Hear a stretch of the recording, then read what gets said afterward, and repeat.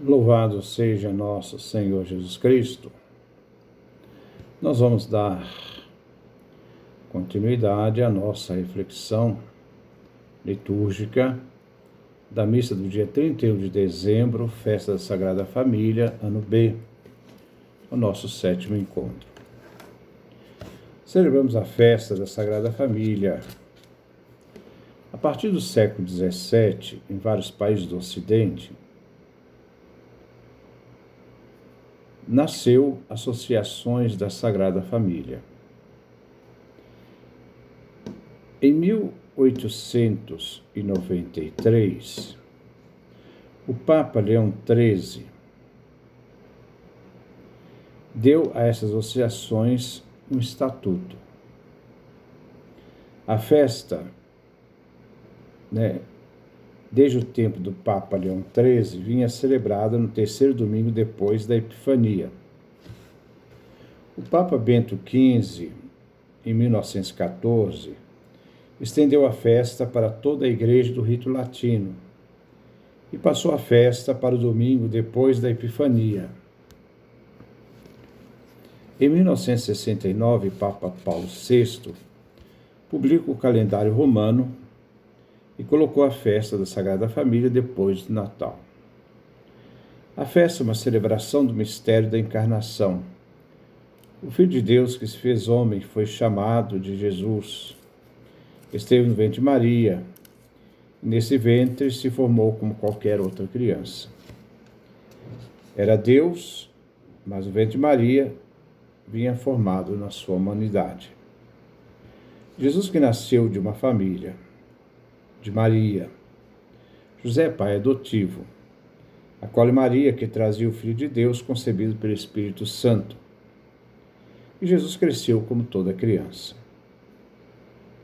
Teve sua vida oculta até o dia em que se manifestou convidando os homens à conversão e à disposição de fé para o Evangelho.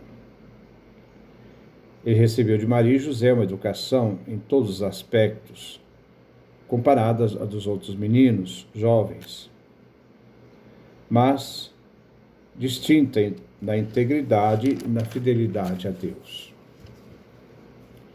Na família, Jesus aprendeu a falar, viveu as dificuldades e desafios da vida, aprendeu o hebraico, a língua religiosa, aprendeu a lei, falava o aramaico como todos. A vida de família, da família de Nazaré, preparou Jesus para sua grande missão de anunciador do Evangelho do Reino de Deus. Ele, o Salvador, Redentor da humanidade, que vai salvar a humanidade pelo seu sangue. Ele foi fiel ao Pai Eterno até a morte de cruz. E o Pai o ressuscitou, fazendo justiça à injustiça humana, recriando em Jesus um homem novo, a nova criação. Jesus vai iniciar a nova família, o novo Adão, não dos laços de sangue, mas dos laços da fé, onde o Pai Eterno é Pai de todos.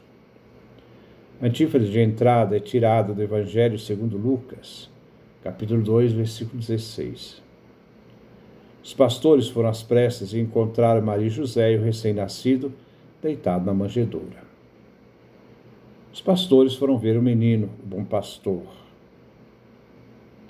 Foram com seus cordeiros e ovelhas para ver o Cordeiro de Deus que tira o pecado do mundo. Foram encontrar com o menino, que estava no madeiro da manjedoura, que mais tarde ele virá colocado no madeiro da cruz.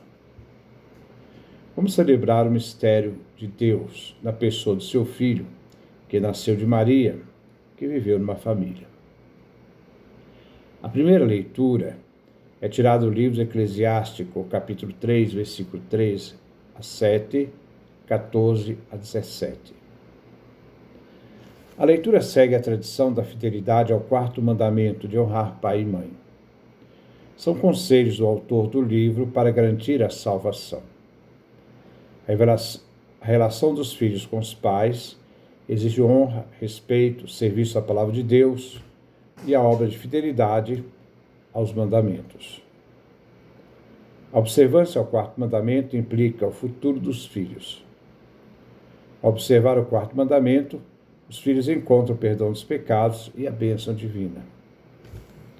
O respeito ao pai e à mãe são atitudes daqueles que temem a Deus. E eles recebem promessa de vida longa. Aqui pode-se também referir à eternidade.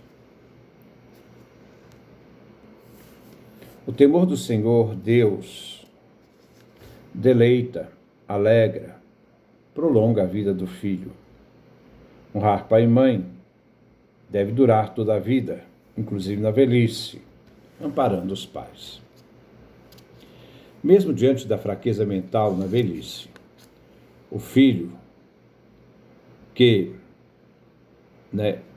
faz os pais sofrerem e não atende às suas necessidades, são comparados com os ímpios, porque sua relação com os pais é uma relação ímpia.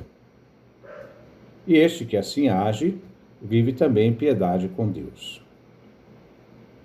A atitude humilde do filho é mais valiosa do que qualquer outro ato positivo de realizar favores. Honrar pai e mãe é algo espontâneo e para Deus é um dever fundamental. Honrar o pai e a mãe é honrar o próprio Deus, pois Deus deu aos pais o dom de transmitir vida. Vida em que Deus é a fonte, os pais colaboradores de Deus. Quem não respeita sua fonte, os pais, não pode respeitar também sua própria vida. O salmo responsorial é o Salmo 127 e 128.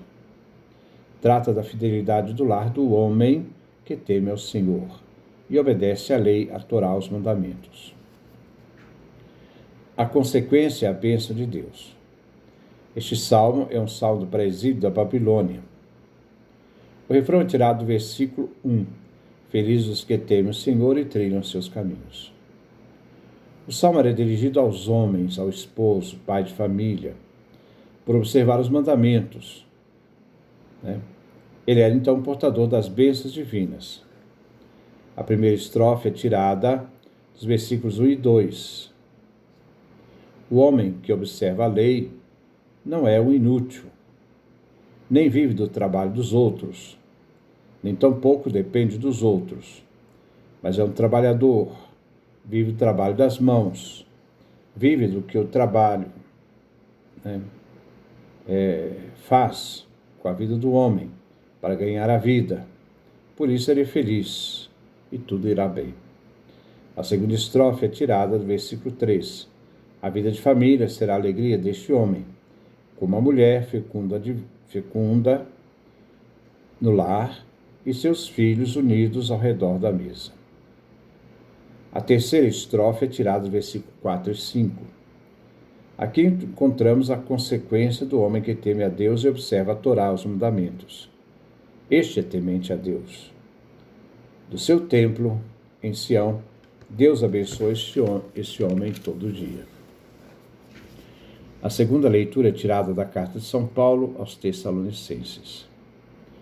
Jesus fundou a família de fé, que se une pela fé e procura viver o que Jesus ensinou. Dessa família de fé, vive a responsabilidade com a família de sangue, pai, a esposa, os filhos. A família de fé é amada por Deus, foi eleita por Ele. Viver esta família nos faz ser santos. A relação da família de fé é de sincera misericórdia, o amor que dá a vida pelos outros, que se compadecem com os outros, onde se vive a bondade, a humildade, a mansidão, como Jesus ensinou, felizes os mansos, e a paciência ativa. A família de fé vivida em igreja faz com que um aprenda a suportar o outro, sendo suporte, e de perdão mútuo, recíproco. A família de fé aprendeu com Jesus a perdoar, como Ele mesmo nos perdoou. A família de fé vive o amor, vínculo da perfeição. É na igreja e na vivência da família de fé que Cristo reina no coração dos cristãos, formando com eles uma unidade, um corpo inseparável. É uma família agradecida que vive em ação de graças. A igreja, a família de fé, faz com que a palavra de Cristo habite nela. É uma igreja que ensina de moesta com sabedoria, não de forma parcial, insensata. A família de fé se encontra em liturgia, cantando a Deus salmos, cantos espirituais, ação de graças. É aquela família que tudo faz, palavras e obras, em nome do Senhor Jesus. Agora Paulo, depois de falar da família de fé, fala da família de sangue. Porque a partir da igreja, a partir do momento em que se aprende a viver a família de fé, a família de sangue tem como referência a igreja, a vivência da igreja, que leva então ao compromisso da família de sangue. As esposas devem ser dispostas em atenção ao marido, devem ser solícitas. Os maridos são chamados a amar suas esposas, não ser grosseiros. Os filhos devem obedecer aos pais, os pais não intimidar os filhos com coação, mas devem incentivá-los. Assim, quem aprendeu a ser igreja, família de fé, saberá viver a família de sangue, não o contrário. O Evangelho é tirado de São Lucas, capítulo 2, versículo 22 a 40. A Sagrada Família é uma família diferente. Temos nela a identidade oculta de Jesus, a vocação excepcional de Maria e de José, seu pai adotivo. Modelo de família, visto que a santidade cresce e se consolida na obediência religiosa, aos pequenos e grandes acontecimentos, na fidelidade a Deus e no dia a dia. Jesus viveu numa família. Maria, pré-adolescente, que disse sim, e gerou Deus na carne humana, isto é, na vida humana, pois foi nele que a palavra se fez carne. Foi em Maria que a palavra se fez carne. Jesus foi assumido por José. Jesus é obra do Espírito Santo, nos narra São Mateus e São Lucas. Jesus é pai adotivo, e ao adotar Jesus, deu a Jesus o direito de ser chamado filho de Davi. Viveu em Nazaré, a sua vida oculta. Foi circuncidado como todo judeu, trazendo a marca do povo de Deus. Foi apresentado no templo e aos 12 anos estava com os doutores no templo. E viveu como todo menino, e crescia e tornava-se forte, cheio de sabedoria, graça. E Deus estava com ele. A cena do Evangelho mostra que Maria e José foram apresentar Jesus ao Senhor no templo em Jerusalém. Jesus, um menino pobre, ele que era criador de tudo, e ainda é, foi, então, levado por um povo pobre a fazer uma oferta de pobre. Foi Simeão aquele que descobriu as riquezas do mundo.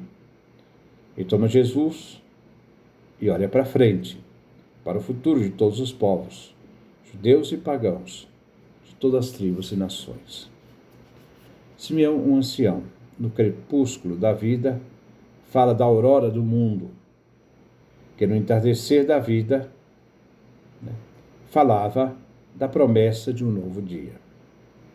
Ele que tinha visto o Messias pela fé, agora pode fechar os olhos, pois contemplou a salvação presente e viva no menino que estava em seus braços. Viu a salvação e a remissão dos pecados. Não se trata de salvação da pobreza, mas dos pecados.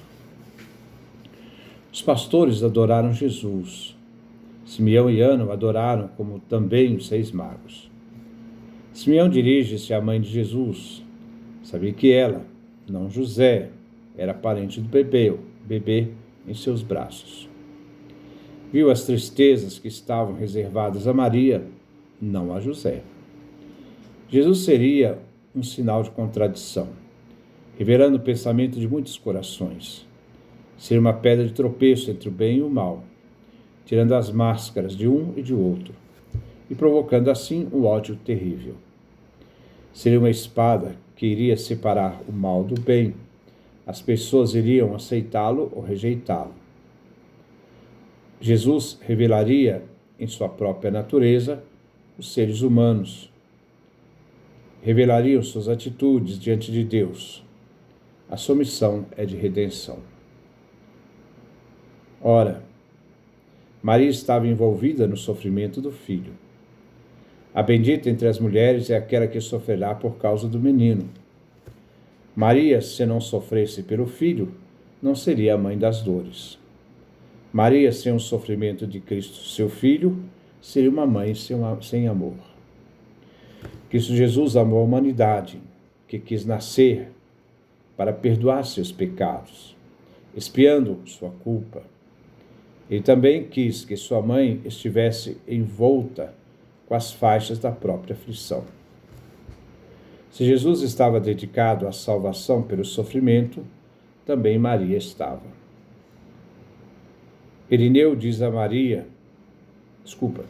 Simeão, o profeta Simeão diz a Maria que o filho sofreria muito. Este filho seria alegria para aqueles que buscam a luz, vivem a bondade, aos homens de boa vontade. Jesus iria revelar as verdadeiras intenções dos homens. Como a circuncisão do mesmo Jesus apontava para o derramamento de sangue, a purificação de Jesus apontava para a crucifixão.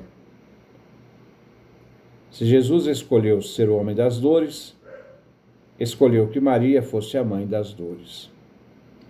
Nem sempre Deus poupa os bons da aflição. O pai não poupou seu próprio filho. O filho não poupou sua mãe. Com a paixão do filho, deve haver a compaixão de Maria. Uma espada te traspassará a alma, disse Simeão. Diz a mãe de Jesus. Uma mãe que não compartilha os sofrimentos do filho seria uma mãe indigna. Simeão diz que Maria sentiria no coração, quando o filho fosse erguido na cruz, no sinal de contradição, que ela ficaria de pé, traspassada de dor. A lança queria perfurar fisicamente o lado de Jesus, misticamente iria perfurar seu coração. Jesus que nasceu veio para morrer, não para viver, pois ele era o Salvador e Redentor. Maria, como mãe, participa do mistério do Filho Jesus. Essas reflexões que eu tirei aqui,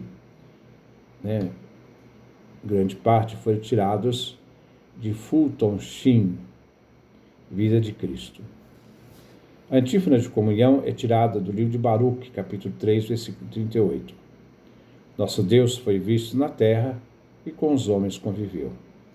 Hoje ele está presente e vivo na Eucaristia, que a igreja comunga e participa. Que Deus nos dê a sua graça, a sua bênção, a sua face resplandeça sobre nós.